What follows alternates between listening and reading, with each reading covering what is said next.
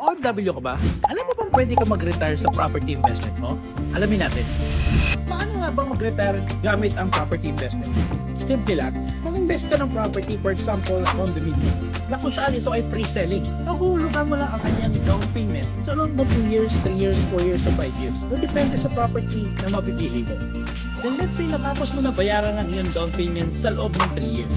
After that, papasok na tayo sa turnover phase, na kung saan yung balance ay papasok na sa financing or tinatawag na bank financing. Sa bank financing, meron tayong payment terms na 5 years, 10 years, 15 years, 20 years, 25 years, or even 30 years, depende sa bangko na ma-applyan natin. At depende rin kung ano yung magiging choices.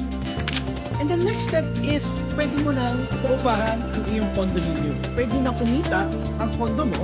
Ibig sabihin, tutulungan ka na nito magbayad sa iyong financing. Katulad na naman na-mention ko kanina. Let's say, napili mo nga ay 10 years. So, meron ka ng katulong magbayad sa iyong mortgage na 10 years gamit ang iyong condominium rental, tinatawag. Now, punta tayo ngayon sa scenario 1 pagdating sa iyong pagpapaupa.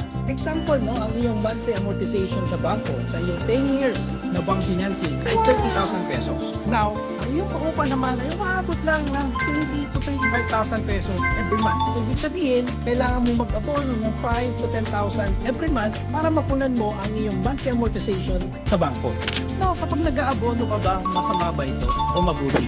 Siyempre, mabuti rin ito. Bakit? Dito pumapasok yung tinatawag na forced investment mo. Isipin mo lang, ito yung retirement plan mo na kailangan mo lang i-continue ang iyong pag-invest sa iyong property kahit na na-turnover na sa iyo ito nung panahon na natapos mo ang iyong down payment. Isipin mo lang na retirement plan mo to sa loob ng 10 years. Kasi imagine, once natapos mo mahulugan ang iyong condominium investment sa loob ng 10 years, ibig sabihin, fully paid mo na ang iyong condo unit.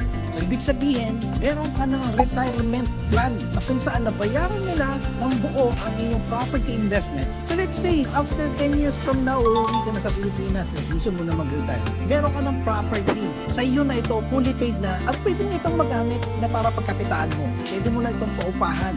Kita niya, pwede mo magamit as your retirement na kita. Or, kung gusto mo naman, pwede mo rin itong i-liquidate. Ibig sabihin, pwede mo rin itong ibenta. Pwede itong maging cash at magamit ulit na business o whatever purpose na gusto mo. So ang tanong, ready ka na ba mag-retire gamit ang property investment mo? Kung ready ka na, message mo na ako para matulungan kita kung anong property investment ang babagay para sa'yo.